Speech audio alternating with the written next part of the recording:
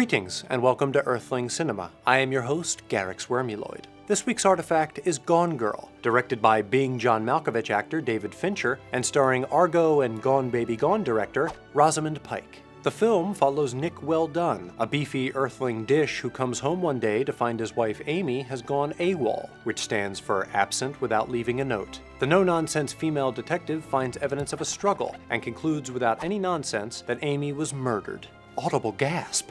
That's audible.com/gasp. Nick becomes the prime cut suspect because, come on, look at his face. The detective also finds Amy's diary, but she refuses to read it because of the girl code. After everyone dicks around for a while, it's revealed that Amy has been alive all along, only on a Class 12 planet. She orchestrated the whole thing as a goof to get back at Nick for sentencing her to life in the Midwest and then cheating on her with blurred lines. Nick hires the fastest lawyer in the world, Usain Bolt, who advises him to go on television, a thriving medium that will definitely be around for a long time in an increasingly web-centric marketplace. Meanwhile, Amy is robbed in the jungle by some Mozarts and calls up her old stalker Barney to help hide her. And he does, because that guy is legend, wait for it, Diz of the Guardians, the Owls of Ga'Hoole. But then Amy sees Nick on TV and she likes him again, because he's famous. So she kills Barney and frames him for her kidnapping, letting Nick off Scott-Peterson free. Amy now wants to rekindle Paperwhite the flame with Nick, which he's not exactly psyched about since he's more of a Nook man. But too late, she artificially inseminated herself with his seed, and the media will crucify him if he bails now. Moral of the story? Don't get married. Gone Girl demonstrates how a well-constructed narrative can prevail over reality, even in a movie that couldn't manage a Best Picture nom. The film posits that 21st century humans are unwilling or unable to discern truth in the face of some juicy goss. Can't believe we haven't arrested this guy. We're not gonna arrest anybody just because some blonde dunce says so. Amy's version of the events contain all the classic elements of a typical true crime program, including the violent husband, a turbocharged life insurance policy, and an ice-cold Pepsi twist, pregnancy. You need to package yourself so that people will truly mourn your loss. And America loves pregnant women. Early on, the film introduces the idea that people can be easily pigeonholed. What type are you?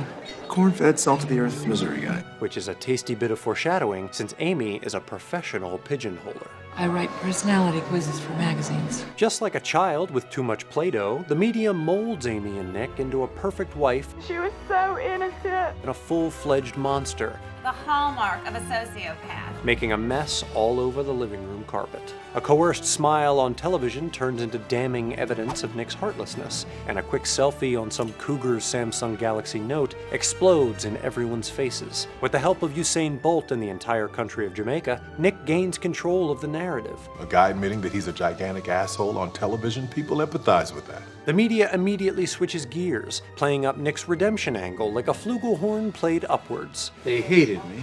Now they love me. The truth doesn't matter. All that matters is a good story. All of a sudden, I feel like I'm in a Law and Order episode. The power of the narrative is proven by the film's impact on the viewer, which is mostly me, but also you. For the first half of the film, the audience is lulled into trusting Amy, who is presented as a beautiful, erudite woman from a good family with no history of heart disease. Amy's story has the indicia of truth, as it is presented through her diary, which is like a Tumblr with 0 followers, and therefore has no incentive to lie. When Amy turns out to be not only not dead, but a zany, adorkable prankster, we realize we have been manipulated by our expectations, except that I didn't get to be manipulated because someone ruined it for me. Telling someone there's a twist counts as a spoiler, Karen.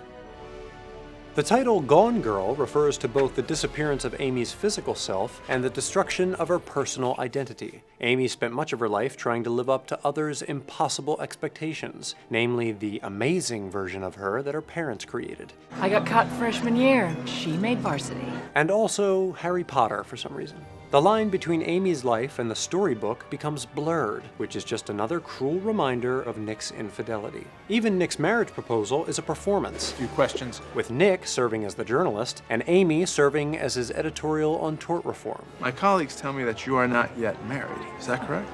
I'm not. Indeed, the men in Amy's life take over her identity just as her parents did before them, and her children will long after she's dead. When Amy meets Nick, she believes that she must become Cool Girl in order to win him over. Cool girl is hot.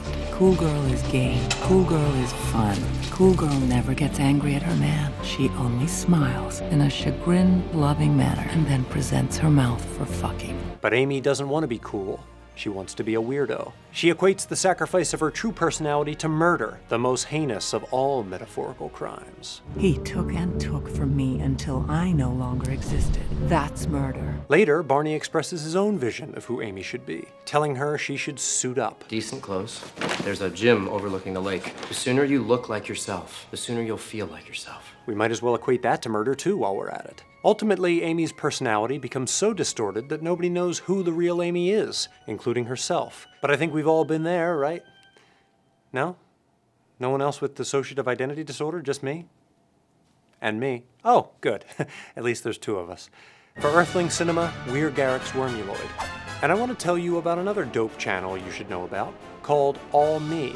All Me is home to mind-blowing shows, including Man-at-Arms, super fan builds, epic how-to, and more. Click here to visit their channel page and subscribe. And be sure to check out their DIY prop shop episode, building Harley Quinn's hammer from scratch. Oh, snap.